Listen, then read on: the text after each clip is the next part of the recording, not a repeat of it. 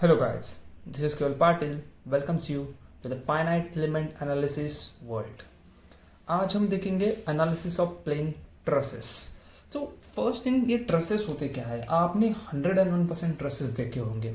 Okay, सो कहाँ use होते हैं ट्रसेस? तो आपने देखा होगा कि अगर कोई ऐसे लार्ज कवरिंग एरिया है और यू कैन से लार्ज स्पैन ऑफ एरिया है, उसको किसी तो ऐसे लाइक शेल्टर एरिया है जैसे कोई कवर कर रहा है, जैसे आपका रेलवे स्टेशन होता है, ओके, स्टेडियम होते हैं, ओके. तो उसका यूज़ क्या होता है आपके? कैसे, चलो रूफ है, रूफ के ऊपर तो कोई ऐसे फोर्स नहीं अप्लाई होता कि कोई जाके उधर हथौड़ा मार रहा है, ऐसे कुछ नहीं होता. और कोई यू कैन से सुपर इम्पोज्ड फोर्सेस नहीं होते, लोड्स नहीं होते, okay. But there is rain, dust and wind. Wind के जो भी फोर्स रहेंगे वही रहते हैं. तो जो ऐसे लार्ज कवरिंग एरिया होते हैं उसको सपोर्ट करने के लिए क्या यूज करते हैं? ट्रसेस यूज करते हैं. तो ट्रसेस होते कैसे हैं? तो यूजुअली आप देखोगे तो ऐसे ऐसे बार रहते हैं, ऐसे कनेक्टेड बार रहते हैं, एक दूसरे को कनेक्टेड रहते हैं ऐसे.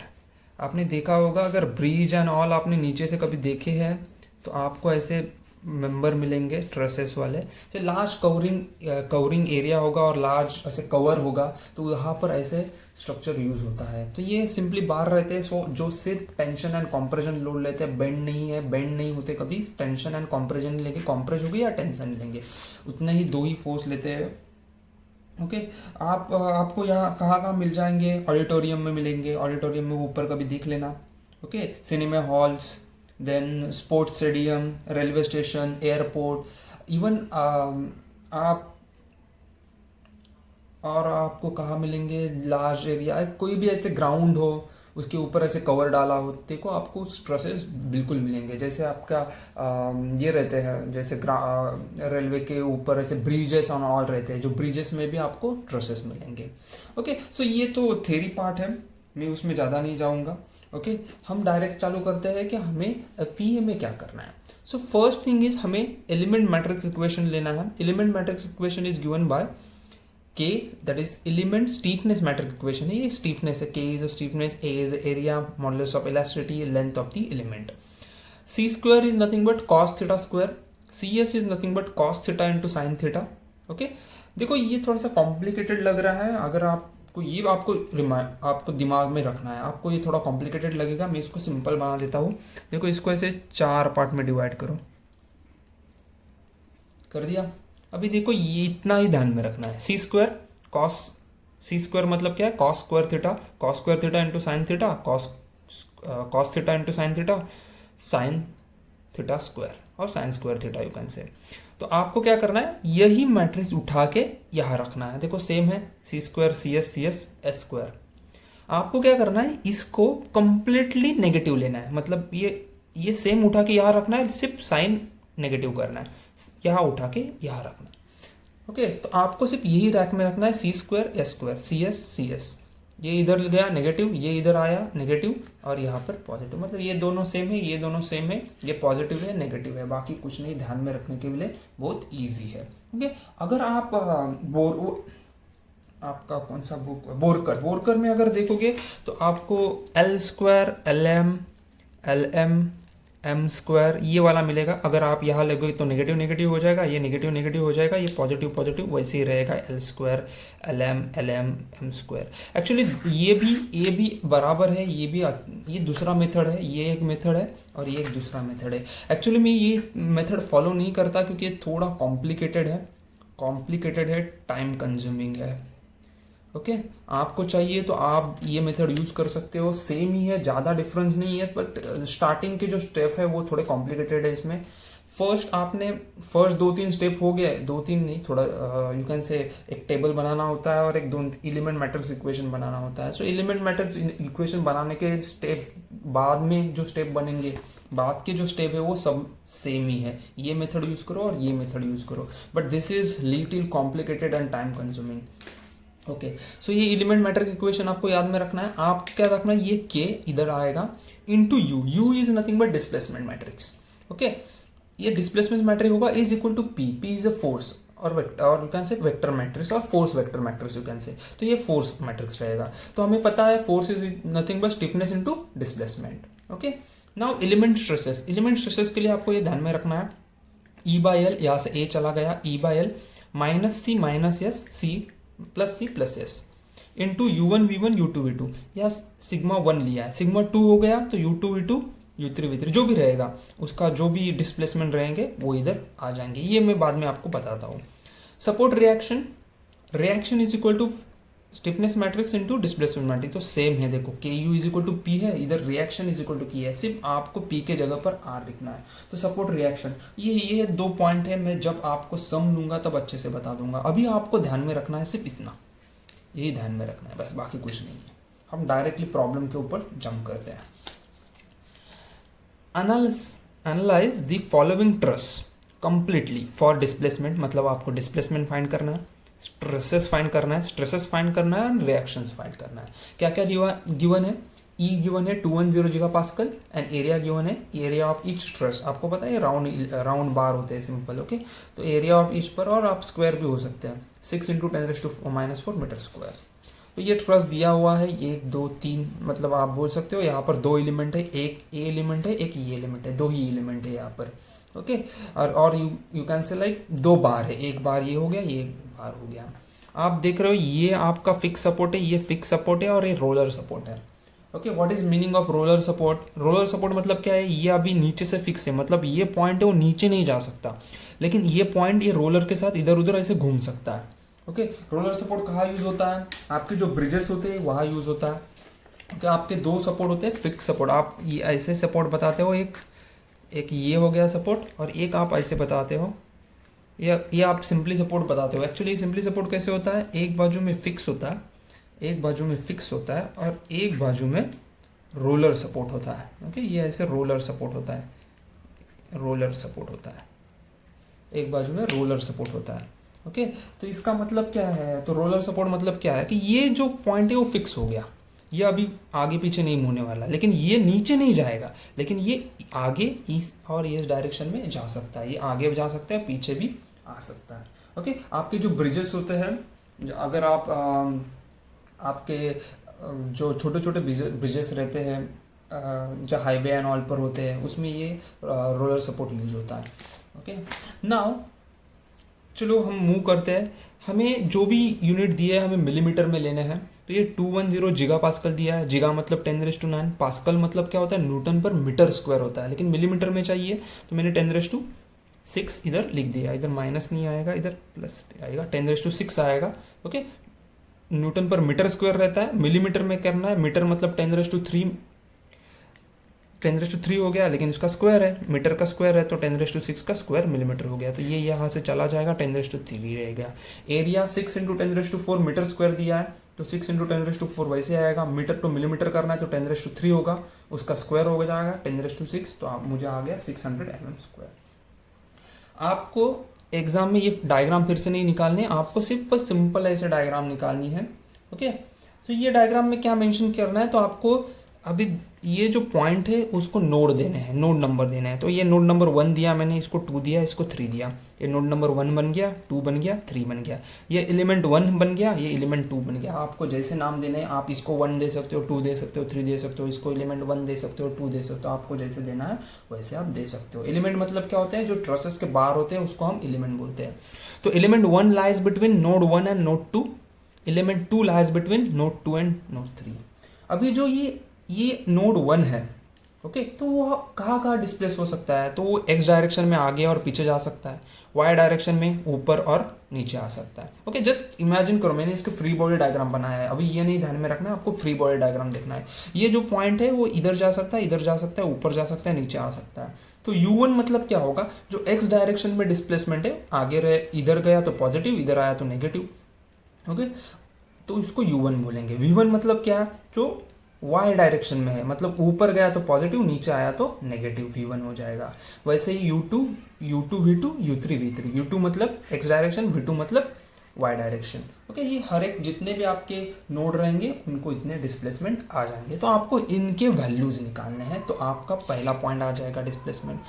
स्ट्रेसेस मतलब क्या होता है, at this point, at this point, at this point कितने स्ट्रेसेस है उसको, और आप सिंपल आपको स्ट्रेसेस निकालने मतलब क्या है, इस एलिमेंट में कितने स्ट्रेसेस है, इस एलिमेंट में कितने स्ट्रेसेस है, वो निकालना है आपको, स्ट्रेस का वैल्यू निकालना है। ये जो एलिमेंट है, चलो एक सिंपल बार है, आप देख रहे हो यहाँ कॉम्प्रेशन फोर्स एक्ट हो रहा है, कॉम्प्रेशन फोर्स एक्ट हो रहा है मतलब कोई तो स्ट्रेस पैदा होगा उसमें, फोर्स अपॉन एरिया। ओके, सो यहाँ पर फोर्स अपॉन एरिया नहीं, हमें ये वाला फॉर्मूला यूज करना है, ठीक है, वहाँ से आपको स्ट्रेसेस आएंगे और रिएक्शन के लिए ये फॉर्मूला यूज करना है। So let's move to the solution. मैं आप सॉल्व ही करता हूँ पूरा। ओके, अभी आपको ये डायग्राम ध्यान में रखनी है और आपको एक सिंपल छोटा सा टेबल बनाना है। ओके, तो टेबल ये रहेगा एलिमेंट,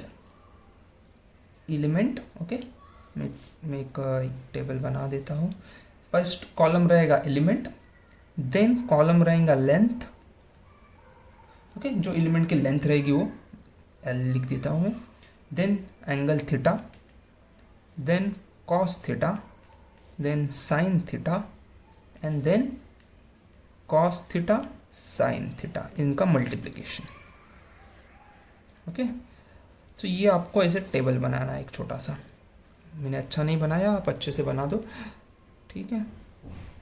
अभी एलिमेंट कितने हैं हमारे, दो ही है, तो first element and second element, दो एलिमेंट है। फर्स्ट एलिमेंट की लेंथ कितनी है, तो 400 मीटर दी है, मतलब आपको आ जाएगा 4000 mm। और एलिमेंट 2 की लेंथ कितनी है, तो वो तो आपको पता नहीं है, लेकिन आप फाइंड कर सकते हो। कैसे, एलिमेंट 2 की लेंथ कैसे फाइंड करोगे, तो ये आपको पता है, ये 3 है, ये 4 है, ये आपका राइट एंगल ट्रायंगल बन जाएगा। ओके, सो मैं बोल सकता हूँ कि जो एलिमेंट 2 3 है, length of element 2 3 is equal to क्या हो जाएगा, 3 square plus 4 square, Pythagoras use करो, यहाँ से आपको 5 मिल जाएगी, मतलब 5 मीटर बन जाएगी, तो मैं 5000 लिख देता हूँ। ओके, ये तो आप मैथ्स में सीख के आए हो। Now the important thing is about theta. आपने ये थीटा मालूम अच्छे से कर लिया, आपका प्रॉब्लम सॉल्व। थीटा मतलब क्या होता है, देखो मैं आपको एक सिंपल तरीका बताता हूँ, और यही तरीका आपको सब जगह पर यूज करना है। ओके, देखो अगर फ्लैट है, ऐसे जो एलिमेंट है ऐसे फ्लैट है, तो उसका थीटा रहता है 0। क्यों, हमें, चलो ये आप ध्यान में रखो, 0 डिग्री रहता है। अगर एलिमेंट ऐसे है तो आपको क्या करना है, एलिमेंट का जो एंड होता है उधर एक लाइन मारना है। ओके, यहाँ पे एक लाइन मार दिया, आपको जो एंगल देखना है, ये बड़ा एंगल है, छोटा एंगल है, आपको छोटा एंगल पर ऐसे एरो करना है, तो ये आपका थीटा बन गया। ओके, अगर आपका ऐसे है, जो एलिमेंट है वो ऐसे है, ओके, तो आपको एक ऐसे लाइन मारना है, आपको क्या करना है, ये बड़ा है वो छोड़ना है और छोटा वाला लेना है, तो ये आपका थीटा बन गया। ध्यान में रखना है, ये जो एलिमेंट है, अगर आप एंटी क्लॉकवाइज ले रहे हो, एंटी क्लॉकवाइज, तो आपका ये थीटा आएगा पॉजिटिव। अगर आप क्लॉकवाइज दे रहे हो, आपको पता है हम एंगल मेजर पढ़ने के मेजरमेंट कैसे करते हैं, तो एंटी क्लॉकवाइज लेते हैं, एंटी क्लॉकवाइज दिया तो थीटा आएगा आपका नेगेटिव। बस ये दो चीज़ें आपको ध्यान में रखनी है। ओके, अगर आप यहाँ भी लाइन मार सकते हो, ऊपर भी लाइन मार सकते हो, ये बड़ा हो जाएगा, ये छोटा हो जाएगा, ये आपको आएगा ऐसे छोटा वाला, ये आप देख सकते हो, ये कौन सा डायरेक्शन है, अगेन डायरेक्शन क्या है, क्लॉकवाइज है, वो नेगेटिव बन जाएगा, और ये अपोजिट एंगल है तो वो थीटा सेम ही रहेगा, ये भी थीटा ही रहेगा, तो ये दोनों सेम ही रहेंगे, और आपका जो डायरेक्शन है वो कौन सा है, क्लॉकवाइज ही है, तो नेगेटिव आएगा। आप कहाँ भी लाइन मार सकते हो। ओके, अभी देखते हैं यहाँ पे क्या हो जाएगा। देखो ये 1 to 2 है, जो 1 एलिमेंट है वो फ्लैट है, फ्लैट के लिए मैंने क्या बोला, एंगल कितना लेना है, डायरेक्ट 0 डिग्री, ठीक है। तो कॉस 0 कितना रहता है, 1, साइन 0 कितना रहता है, 0, तो इनका मल्टीप्लिकेशन 0 बन जाएगा। ओके, सो ये क्या है, कॉस थीटा है, साइन थीटा है, cos theta into sine theta, इन दोनों का मल्टीप्लिकेशन। नाउ फॉर 2 आपका थीटा देखो, ये जो 2 है, मैंने क्या किया, इधर से एक ऐसे लाइन मारा। ओके, आप इधर भी मार सकते हो आपको चाहिए तो मैं क्या बोल सकता हूँ, ये बड़ा वाला एंगल है, ये छोटा वाला है, तो मैंने ये वाला एंगल लिया। ओके, मुझे पता है ये 4 मीटर है, ये 3 मीटर है, तो मैं ये थीटा फाइंड कर सकता हूँ। ओके, सो थीटा फाइंड कैसे करूँगा, सो मैं इधर थीटा लिखता हूँ, तो tan theta is equal to 3/4, तो यहाँ से आपको थीटा मिल जाएगा। थीटा कितना मिलेगा आपको, 36.87 डिग्री। ओके, बट डायरेक्शन क्या है, क्लॉकवाइज है एंटी क्लॉकवाइज, तो ये क्लॉकवाइज है तो नेगेटिव रहेगा, नेगेटिव 36.87 डिग्री। ठीक है, इतना समझ आ गया, तो आप कॉस थीटा निकाल दो। ओके, तो cos 36.87, सो ये आपको आएगा माइनस, cos नेगेटिव है राइट, cos नेगेटिव है, सो 0.8 आएगा आपको, ये 0.8 आएगा। एंड आप उसको साइन कर दो, तो आपका साइन का भी निकाल लो आप, साइन का आपका -0.6 आएगा। इन दोनों का मल्टीप्लिकेशन कर दो, -0.48 आएगा। ओके, इंपॉर्टेंट है ये थीटा कैसे फाइंड करना है। मैंने आपको 3 चीज़ें बताई है। फ्लैट है तो 0, जो भी आपका ये रहेगा ट्रस रहेगा उसको क्या करना है, बड़ा वाला एंगल छोड़ना है, छोटा वाला एंगल लेना है। छोटा वाला एंगल का डायरेक्शन देखना है, क्लॉकवाइज है तो नेगेटिव एंड एंटी क्लॉकवाइज है तो positive. cos -36 cos minus theta, theta रहता है, cos minus theta is equal to cos theta, तो आपको 0.8 आएगा। Sine minus theta is minus sine theta, आप डायरेक्ट कैल्सियम में डाल के निकाल दो आपको। ये टेबल एक बार आपका बन गया, आपका प्रॉब्लम ऑलमोस्ट सॉल्व हो गया। अभी आपको कुछ ज़्यादा करना नहीं है, आपको सिर्फ ये ध्यान में रखना है, element matrix equation. Okay, so now element matrix equation, element matrix equations, आपको एलिमेंट मैट्रिक्स इक्वेशन फाइंड करना है, ठीक है। So see now, so first thing is, first element के लिए आपका K1 बन जाएगा। ओके, आपको पता है ये आपको चाहिए तो आप लिख दो, मैं लिख नहीं रहा हूँ क्योंकि मेरे पास पहले ही लिखा हुआ है। A1, एरिया ऑफ 1 कितना है, हमें एरिया डायरेक्टली दिया है, तो कितना आया है आपका एरिया 600 mm²। सो 600 इंटू ई कितना आया है, तो 210 दिया है राइट। सो ये 210 है, ये भी 210 है। ओके, सो 210 इंटू 10⁻3, ठीक है, डिवाइड बाय आपको क्या बोला है, तो एलिमेंट की लेंथ, ओके एल है, डिवाइड बाय एल है। लेंथ कितनी है फर्स्ट एलिमेंट की, फर्स्ट एलिमेंट की लेंथ है 400 मीटर, सो डिवाइड बाय 4000, ठीक है। और अभी देखो क्या करना है, अभी इंपॉर्टेंट पॉइंट आ गया। ये देखो आपको बोला क्या है, तो c² बोला है। c² मतलब ये आपको साइन कॉस थीटा नहीं लेना है, उसका स्क्वायर लिखना है, तो 1 का स्क्वायर 1 बन गया। Sine theta into cos theta 0 है, ये भी 0 बन जाएगा। और साइन स्क्वायर मतलब क्या हो गया, तो 0 का for element 1। Okay, for element 1 देख रहे हैं हम, तो एलिमेंट 2 का नहीं देखना है, एलिमेंट 1 का देखना है। एलिमेंट 1 का कॉस थीटा 1 है, इसलिए उसका स्क्वायर 1 हो गया। कॉस थीटा साइन थीटा 0 है, इसलिए 0 आ गया, इधर भी 0 आ गया। एंड साइन थीटा 0 है, तो 0 का स्क्वायर 0 बन जाएगा। अभी आपको बाकी ये सब कुछ देखना नहीं है, आपको क्या करना है, ये मैट्रिक उठाना है और इधर नेगेटिव में लिखना है, और ये सेम उठा के फिर से यहाँ लिखना है, और ये उठा के यहाँ लिखना है, हो गया। सो ये फर्स्ट एलिमेंट मैट्रिक्स हो गया। सिमिलरली आपको सेकंड फाइंड करना है, उसके पहले आप इसका मल्टीप्लिकेशन कर लो। तो मैं आपको एक सिंपल चीज़ बता देता हूँ। आपको पता है कि ये जो AEL है, यहाँ से सिर्फ लेंथ थोड़ा अलग है, लेंथ दोनों एलिमेंट का अलग रहेगा। A और E क्या है, सेम ही है, तो मैं यहाँ से जो कॉमन फैक्टर निकाल सकता हूँ वो निकाल देता हूँ, दैट इज़ 210। बाकी आपका चेंज हो जाएगा। सो मैं 210 थोड़ा कॉमन निकाल के रखता हूँ। सो 210, इन बाकी सबका मल्टीप्लिकेशन करना है, बाकी सबका मल्टीप्लिकेशन करोगे आपको मिल जाएगा 150। सो मैं 150 से अंदर मल्टीप्लाई करता हूँ। ओके, क्या कि और आप सिंपल क्या कर सकते हो, 150 है राइट। सो 150 से अंदर मल्टीप्लाई करता हूँ मैं, तो मेरा इक्वेशन बन जाएगा 150 0 -150 0 0 0 0 0 -150 0 150 0 0 0 0 0। ओके, अभी आपको एक ध्यान रखना है, देखो जो ये फर्स्ट एलिमेंट है वो किस किस इसके बीच में है, किस किस के बीच में है, तो u1 v1 u2 v2।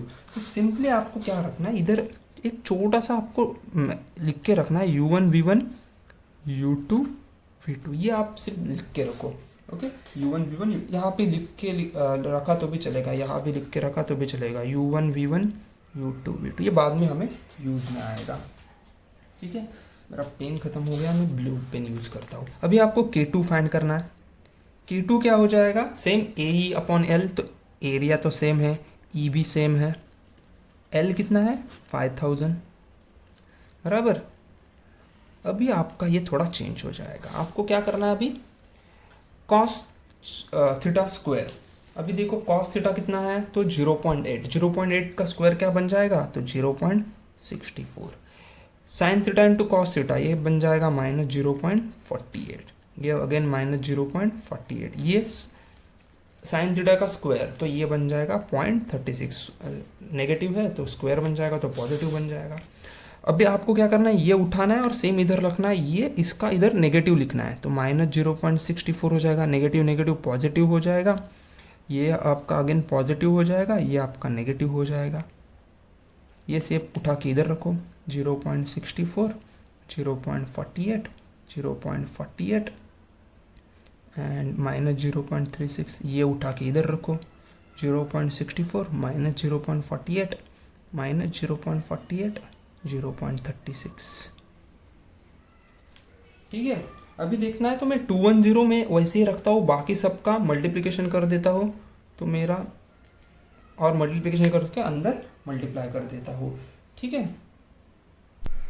Okay so मैंने इधर मल्टीप्लिकेशन कर दिया, या मैं 210 वैसे ही रखा और ये बाकी का थिंग है उसका मल्टीप्लिकेशन डिवीजन जो भी था किया, 120 आया, 120 से मैंने अंदर मल्टीप्लाई किया तो ये 76.8 मिल गया, ये -57.6, ये -57। अभी आपको क्या करना है ये फुल उठाना है, इधर रखना है, सिर्फ नेगेटिव करना है 76.8, ये नेगेटिव नेगेटिव पॉजिटिव हो जाएगा 57.6, ये पॉजिटिव हो जाएगा 57.6, ये नेगेटिव हो जाएगा। अभी ये उठाना है, सिर्फ यहाँ रखना है -76.8, 57.6, 57.6 -43.2, ऊपर का उठाना है इधर रखना है 76.8 -57.6 -57.6 43.2। तो ये आपके बन गए एलिमेंट मैट्रिक्स इक्वेशंस। तो आपको 2 एलिमेंट मैट्रिक्स इक्वेशन मिलेंगे क्योंकि आपके पास कितने एलिमेंट है 2 ही एलिमेंट है। जो नेक्स्ट पार्ट है हम उसको पार्ट 2 में बनाएंगे क्योंकि वीडियो बहुत लंबा बन रहा है। ठीक है, होपफुली आपको इतना पार्ट समझ आ गया होगा, नेक्स्ट पार्ट में आपको पूरा समझ आ जाएगा। अगर वीडियो अच्छा लग रहा है तो लाइक करो, दोस्तों के साथ शेयर करो एंड सब्सक्राइब करो। Thank you.